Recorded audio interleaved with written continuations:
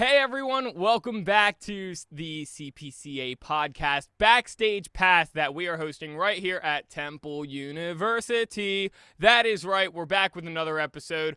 I'm super excited for this week. We have another guest that is actually a Boyer major, which is, I believe, our first time for this year outside of the new peers, so that's really exciting. But first of all, I'd like to introduce Sarah. Sarah, how are you doing today?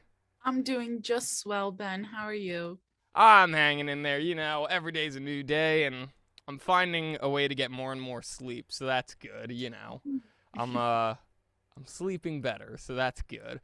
But anyways, I'm really excited to introduce our new guest. Today's guest is a junior percussion performance major. He's very involved here at Temple, performing with the Wind Symphony Percussion Ensemble and in the pit of the theater productions. He also happens to be the treasurer of the Esports Club. We are so happy to have Milo Paperman here with us today to talk things about Temple, music, the Esports Club, everything up above. Please give it up for Milo. Welcome, Milo. How you doing? I'm doing well. Thank you. Thank you for the great introduction. Absolutely, absolutely. We like to pump people up here. We like to give them as much praise as possible because they deserve it, and especially you, my man. So let's just go right into it. Let's talk about Temple for a little bit because we're all Temple students. With being a musician, obviously, with being a Boyer student, I know for a fact that we all have to attend recitals to an extent. So I was curious to know, what is your favorite music performance at Temple been so far? I think it's hard because last year there weren't any performances in person, as I'm sure everyone is aware.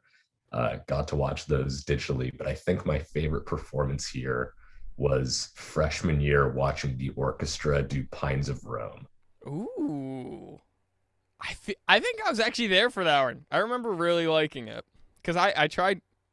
I don't try to not go to concerts here. I actually like going to the concerts here, but with how limited I feel like my time is, I don't get to go to many. But I remember going to that one, I think, because I remember they introduced the title, and I was like, oh, that sounds interesting. So I just remember being very invested in it. When was that, spring or fall semester? I think it was first half of spring, but I could be wrong on that one. Okay. I thought it was second half of fall. I could be wrong. I don't know. My memory's pretty shot at this point. Yeah, it could have been second half of fall. I know there was only one concert in spring because we got cut off halfway through Right, the season. exactly. So fall would be a better guess. Yeah, who knows? Maybe. But yeah, but how about in Philadelphia in general? Have you been able to go out and explore any cool performances from either either Philharmonic Orchestra or I don't know. There have been a couple performances I know, but have you been to any of them? Yeah, I've gotten a chance to see the Philadelphia Orchestra a few Okay, times. cool. Um, I would say I think my favorite performance was actually the one I went to about a week ago where they did Gershwin's Rhapsody in Blue along with some Ooh, various other things. that's sick. That's so cool. I love that. Where was that at? It's at the Kimmel Center. All right, They're back cool. to doing concerts there. Yeah. Cool. Very cool. I love that. Um, and then just on the topic of performances, what has been your favorite performance to actually have been a part of? Whether it was Temple or just something else. I think the one that was the most fun to perform was freshman year. The percussion ensemble did a all freshman piece, and we did the Levitan septet for percussionists. Ooh. And it was not the hardest piece I've done, but it was the most fun I've had performing it because we're all just sort of jamming out on our own instruments. And it was an all freshman like thing. Like it was only the freshmen that of that year that participated in that. It was supposed to be, but one of the Okay. freshmen changed majors, so we had someone who was a sophomore come in and fill in their part, but it was originally Oh. just going to be for the freshmen. Damn, screw that one guy that changed their major. Jeez. Nah, I'm kidding. I don't know who he is, and I'm not going to talk bad about him. But no, that's sick. That's so cool. I love that. For being a musician and, you play percussion, so obviously it's a lot of big instruments that I'm sure you're hauling around. Which, by the way, is there any specific part in the percussion area that you play? Like, are you snare drum? Do you particularly like timpanis? I mean, everyone sort of has their own inclinations. I, prior to coming to Temple, played a lot of mallet percussion, so marimba, that sort of stuff. Okay, But cool. realistically, if you want to make it in the percussion world, you need to play everything at a good level. So we all Right. play everything. Ooh, there you go. If anyone's listening and they're thinking about coming to Temple for percussion, boom, now you know. So with that, I assume, do you own your own like mallet set, or do you, when you go to practice, do you have to go to Presser? So I do have my own marimba, but the ones that are at Presser are a lot nicer. Okay, Uh, so would you say your go-to rehearsal space would usually be at Presser? yeah, almost anytime I'm practicing, I try and get into. We have the basement of Presser is essentially the Right. percussion area, so we have our own set of rooms down there that we can use. Okay, cool. And then I guess there's nowhere else on campus that would have like marimbas available, right? The only other place I would think is like Rock Hall, but there's no way that they just have like a marimba room set up there or anything like that. Not to my knowledge. I want to say there's some drum set and vibraphone stuff, other areas in Presser that the jazz people use, but for percussion, it's pretty much exclusively the basement unless you're using your own instruments. Okay, cool. Interesting. Yeah, no, I've just been thinking about because I know the basement of Presser is like the go-to place for a lot of percussion instruments. Just because I have a really good friend from high school who's he plays snare drum, and I think he was the either the drum major of the marching band this year, um, or at least just for, I don't know. He was something where he was like calling the shots, and I was like, oh, big boy Jared on campus now. That's funny. But yeah, I just remember him telling me like every time he would need to grab anything, he'd always have to go to the basement first, and then he'd have to bring it up to where I guess cases are stored or whatever. But yeah, so I just know that the basement is known for, its percussion instruments. Yeah. And for the fact that, I mean, I've only been down there maybe once, because I know they also host like piano, the things for the piano classes when you have to practice with a TA. I forget what they called that. I just remember they had a room down there. Yeah, one of the piano labs is Piano down there. lab, yes, that's what it was. I've never been to this elusive basement. I've always wanted to check it out. Everyone always talks about it. Well, I'm it's like, not for you theater kids, so stay out. well, I was in Presser the other day, so I can go in there. Get out. Don't go in again. No, I'm kidding. The basement, honestly, the first time you go down there, it's a maze. It seriously is. God. I was just going down the steps yesterday, and I was like looking down. I was like, oh my God, this keeps going. Like I was on the first floor. I was like, wait, how low does this go? It's crazy. No, I've gotten lost a couple times in that basement just because I've had a couple professors that would have like their office hours held down there. And seriously, like if you've never been down there and like you don't know where to go, you're going, like I remember I had to ask someone like, how do I get out of here? Like where's the closest staircase? And funny enough, I ended up starting to use that back staircase where you have to like go, where you have to start walking towards the architecture school behind the cafe. And there's like a mini staircase there that's like unfinished, and it looks like you're going down into like a dungeon cellar, but then you go to the basement. It's really cool. It's my little staircase that I like to use.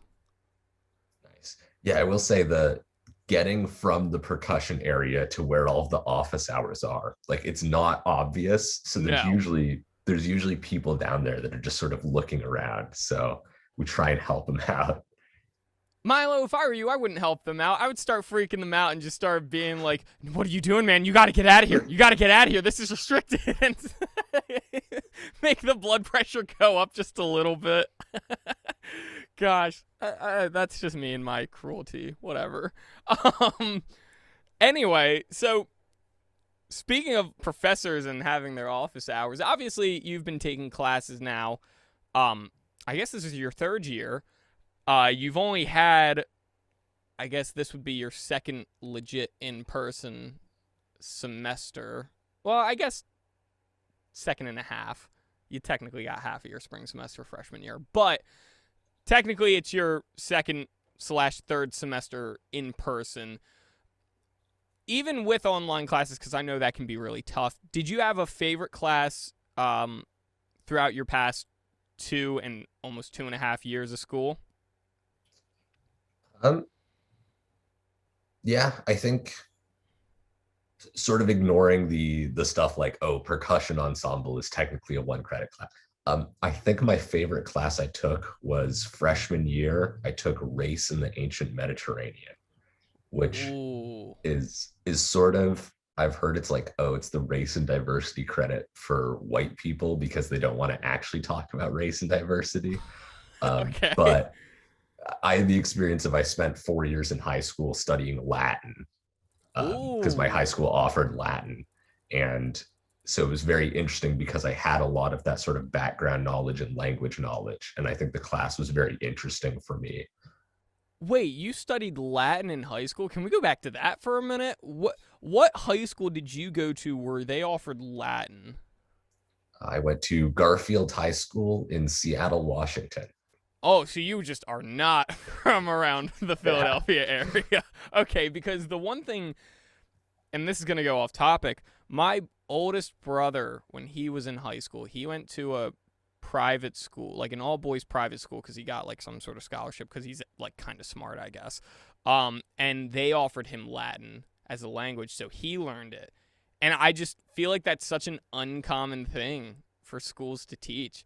But who knows, maybe, I don't know, maybe Seattle's drinking some different water out there and they're teaching Latin to everyone. I don't know, but that'd be sick. I think my high school was the last one in Seattle to offer Latin. Really? Because I think like sophomore, junior year, the other school that was offering it stopped, and they tried to stop offering it at my high school. And then all the parents got really mad because everyone really liked the Latin teacher, so they kept offering it. Wow, that's incredible. So, would you say you speak Latin, or can you just like read it? I'm a little out of practice, but I can sort of read it. Okay. Yeah, because that was the one thing I remember my brother saying was that he could kind of speak it, but he more so could read it when he saw it. Like he saw it and he could be like, oh, I could tell you what this means. Yeah, I mean, I think the big issue is Latin. Speaking Latin takes a really, really in-depth understanding of the language because the word order and the declension of nouns is very different than what we're used to in English. Whoa. Okay. Wow. Okay. I never would have thought of it like that. That's amazing. You know what? Screw Temple. Let's talk about Latin real quick. Let's dive in. So in what application in the modern day could someone use Latin and it would be acceptable? As in, like, you would write or speak something in Latin? Sure, why not? I feel like the only place would be somewhere in the Catholic Church, because I want to say the Vatican City still has Latin as an official language. Damn. But outside of that, you're not really going to be using Latin in the Let's everyday. What about on my degree? What about when I get the extra little words at the end that mean I'm smart? What do you mean? Let's bring Latin back. We should bring that back. Go back I know to Pig Latin. Does that count? I don't think Pig Close Latin enough. counts. You know what, Sarah? Get out of here. Pig Latin doesn't count. My God. I mean, also, I guess sort of when you're doing anything academic, you know, whenever you write EG or IE in those parentheses, you're using Latin. There are Latin phrases that we use. Oh my God. Are you serious? Yeah. That's crazy. So Wow. wait. So like IE, what does that stand for? I forget the exact Latin words. Okay. I know if my high school Latin teacher's listening to this, he's going to be upset, but I forget the exact words. We won't send him the link, I promise. The way I always remembered it is it stands for like in essence, where it's you would say there's a lot of what is it? It's the difference between IE and EG. The EG is I think it's like exemple gratia, where it's like here's an example. So you go Right. like, oh, there's lots of great places to eat around Temple, e.g., like Richie's, Yummy Pho, Max, you would do that. Yeah. That would be e.g. But then i.e., I'm trying to think of a good example I for was gonna it. say, is IE similar, or am I thinking of something different? Because I always thought EG was like giving examples, but IE was also like, I guess, giving examples. Maybe I'm just wrong. I'm not It's even good not, at English. yeah, it's not quite giving an example in the same way that e.g. is. I know Okay. I've used it, and I'm trying to think of what like a good example of IE would be, and I'm blanking right now. Well, that's even cool that it came from Latin, because I've written so many essays and I've always used those, and I've always just been like, do, do, do, do, do. I know what this means, but obviously I did not know what it means.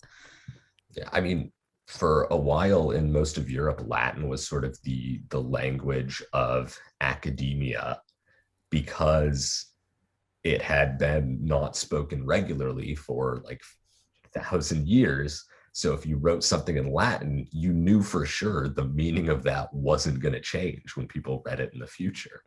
It's like you would write your scientific paper in Latin because you knew the meaning of this word isn't going to evolve. So people will still be able to understand it. That's so cool. Gosh, go Oh God. figure. Thousands of years later, and we're still using examples of Latin. Isn't like Latin's the oldest language known, right? Or am I wrong about that? There's definitely languages that came. I mean, ancient Greek came Oh before well, yeah, that's Latin. There's true. Yeah. yeah, it's one of the oldest ones where we still like know how it was written and those sorts of things about it, but I don't Okay. think it's one of the oldest languages. There's definitely way older. Okay. See, I love learning about that stuff. I love history in that way, so don't mind me. But I'll get off this rant real quick, and we'll go back to Okay. actual temple Go related go back to things. temple and music stuff. All Yeah, right. because that temple's a school. So tell us a little bit more about the ensembles that you play in.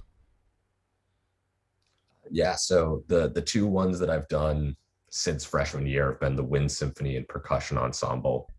The Wind Symphony is one of the large ensembles, and we do usually like two concerts a year and play. We're sort of playing the pinnacle of wind band repertoire. It's a lot of the like very standard, here's like wind band pieces that professional wind bands will perform. I want to say my freshman year, we did the world premiere of a piece by Jay Crush, which was a lot of fun. Ooh. Uh, but then the percussion ensemble is sort of a smaller ensemble. We generally get split up into various different groups to rehearse specific pieces because there's 20 plus people in the studio, and we're not really going to play a piece with like 23 people on it.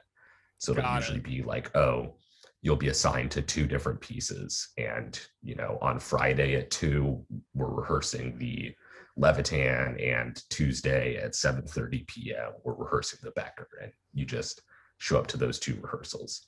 Got it. Cool. No, that sounds awesome. I mean, it sounds hella organized. Oh my gosh.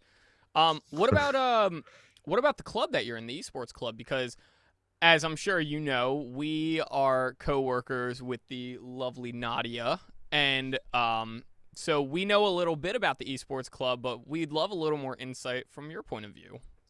Yeah, so Nadia was the one who also introduced it to me. We were in the same like freshman orientation group, and I mentioned that I was into video games, and she went, "Oh, you should join the esports club." So I ended up joining, ended up playing on one of the teams for, I'm still playing on one of the teams, and at some point they needed a treasurer, and I happen to be decent with money, and I have a dad who has a lot of experience with accounting, so I can ask him for advice. So I stepped up as treasurer. But the club is really great. It's sort of the place where I met most of the people that I didn't meet through music. And it's not just for people who are sort of competitive gamers. There's a lot of people that just play games casually.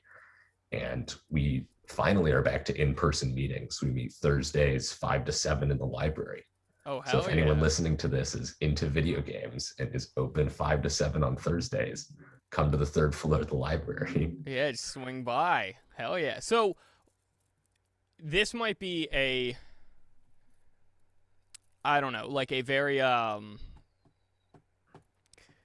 complicated answer, I guess, because I know in terms of video games, I have very, very specific tastes, I guess. So I'm curious, what are some of your favorite games that you've like played, like whether it was part of the esports club or not?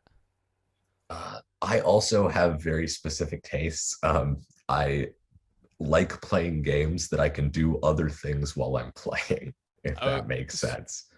So could you clarify? Like, you mean like multitask? Like you can literally like write a paper if you had to, but you're still playing, or like exactly. Yeah. Okay, cool.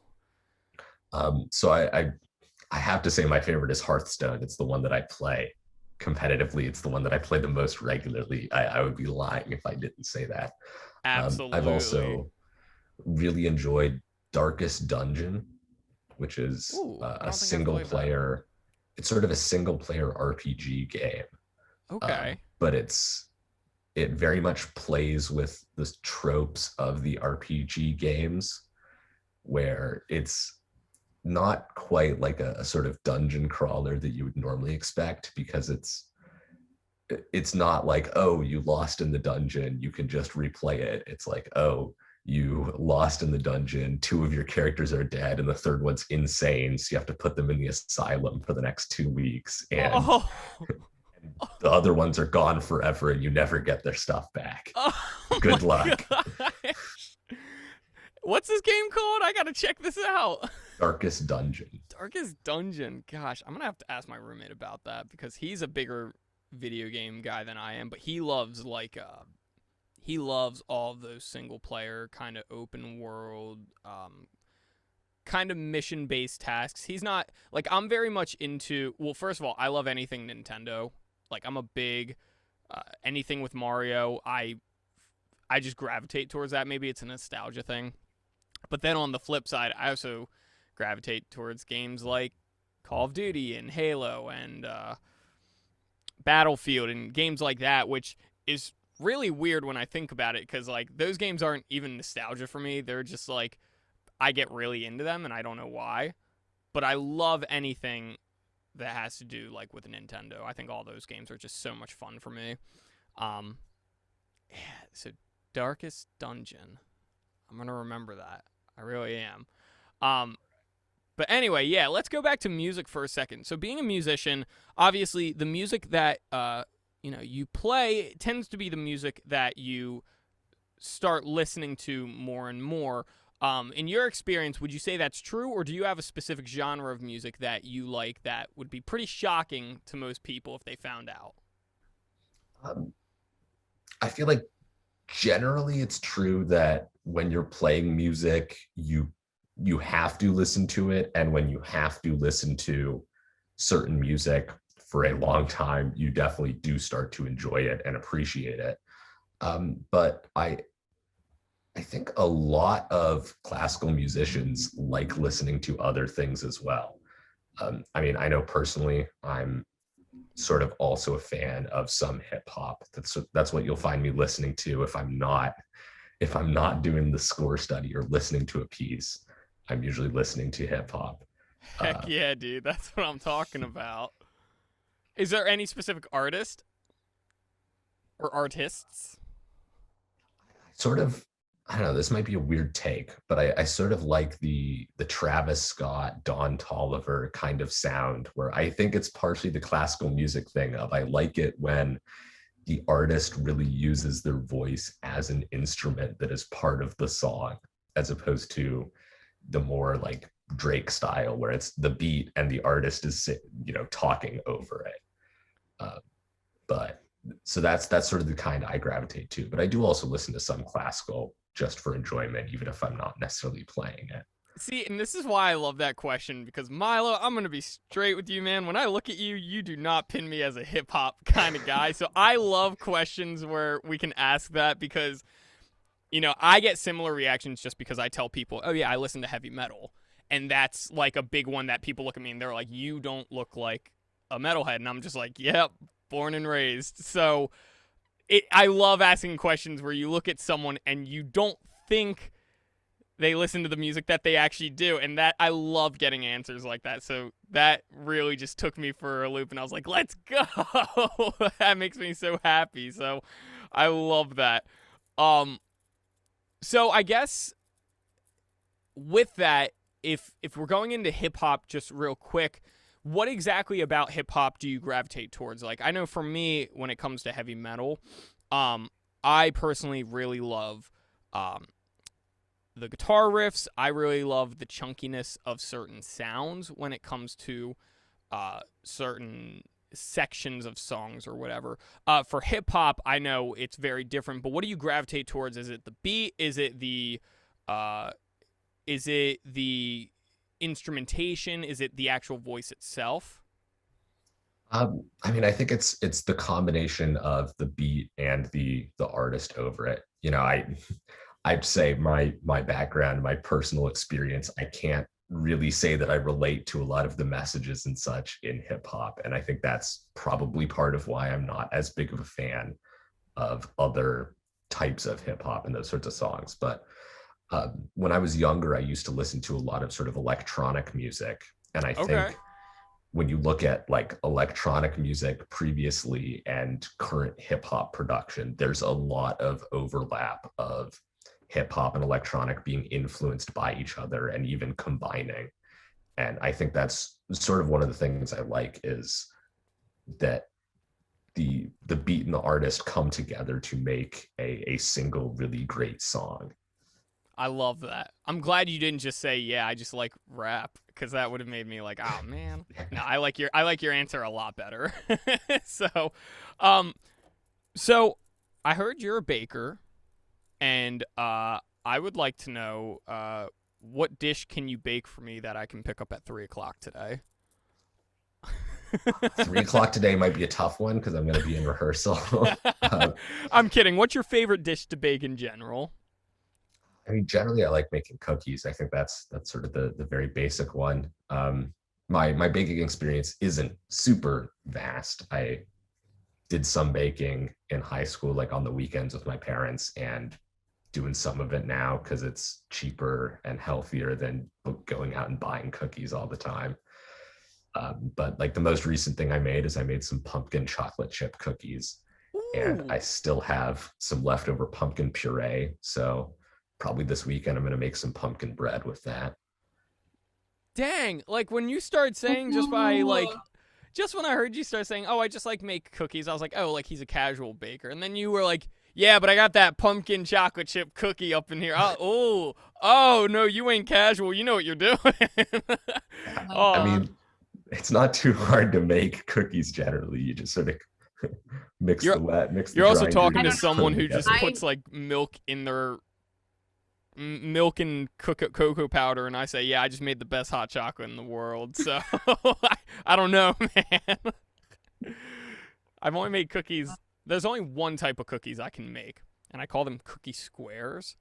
And it's basically just me getting lazy, where I'm like, oh, I could, put the cookies in a ball and just throw them on a pan, but I'd rather just lay the entire mixture out in like a square pan, and I just kind of build it to the top, let it cook, and when I bring it out, they're in a square form, and I'm like, nice. But that's like it.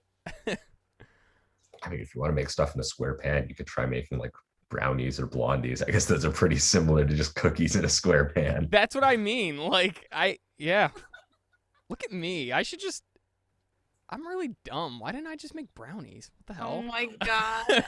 Why didn't I just feel like that was all right. Anyway, whatever. So cookies are the biggest one. Is there, besides cookies and pumpkin bread, are there any other dishes that you tend to make, or that you like making, or that you want to make? I mean, that's often kind of it for baking, because it's usually, if I'm baking something, it's a long stretch of time, and as a music major, we don't get long stretches of time. We can be at home Right. very frequently. But I do like sort of cooking general meals and that sort of stuff. It's often a lot, as I said, cheaper and healthier than going out and buying food all the time or buying like pre-made dishes. Absolutely. Totally 100% agree with that. No, good for you, man. That's awesome. If you can find the time to do that, that's amazing.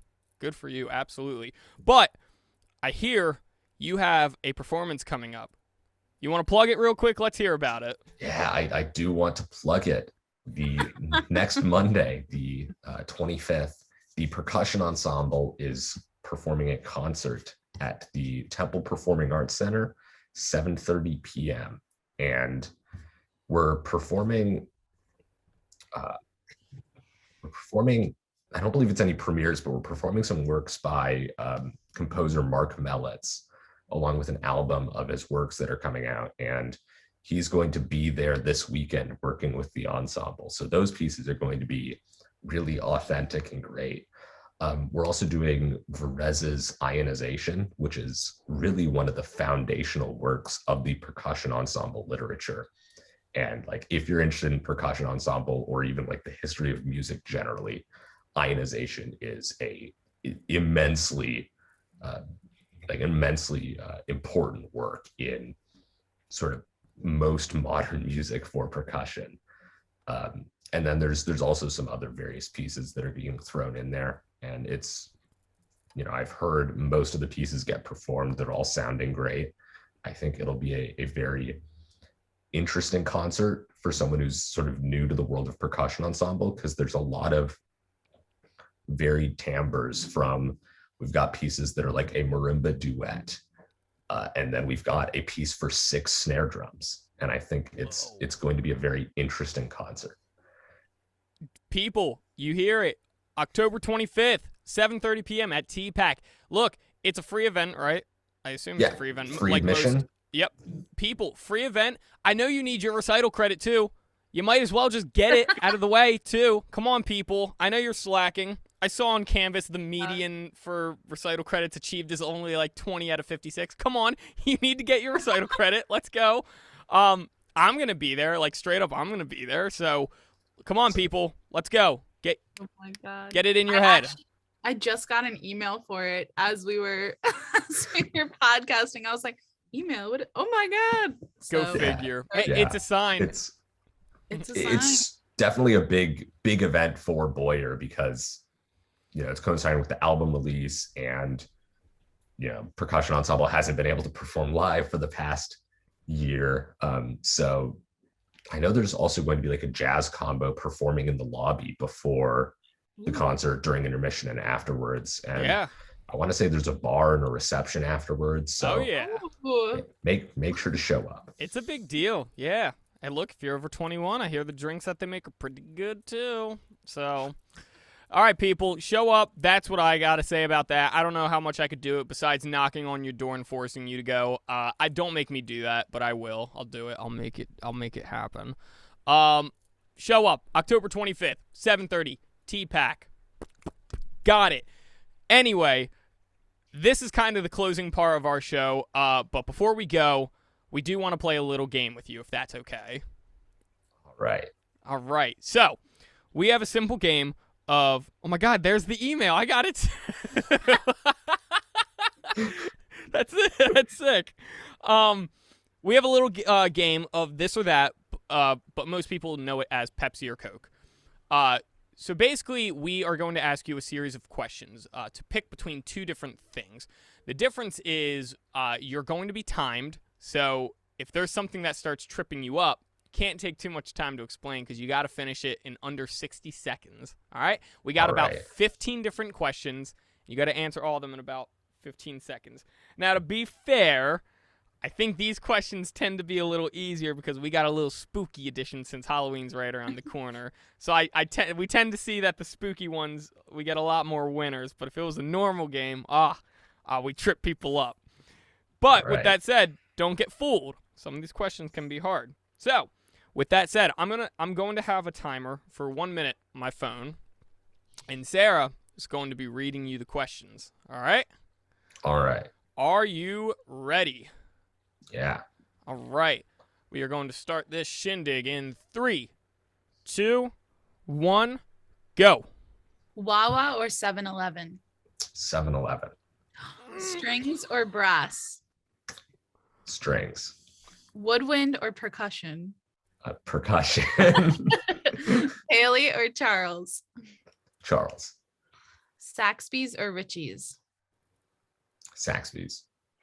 Witches or wizards? Wizards. Werewolves or vampires? Werewolves. The Corpse Bride or The Nightmare Before Christmas? Nightmare Before Christmas. Hocus Pocus or Halloween Town? Halloween Town. Trick or treat? Trick. Got 15 seconds. The original Ghostbusters or the 2016 remake? The original. Pumpkin painting or carving? Carving. Spiders or bats? Bats. Thriller or Ghostbusters, like the songs? Thriller. Suspenseful thriller movies or jump scare horrors? Suspenseful thrillers. Oh my gosh! Oh my god! Nice. Oh my god! Like it was, I was like, no way it's gonna happen. No way it's gonna happen. But it did. It did happen. Wow. I'm bummed. I want to hear the ending song that plays. We got By the Seaside that plays. No, at we the end of haven't it heard every By time. the Seaside in so long. In It's so so long. sad. In so long. I'm gonna play it real quick.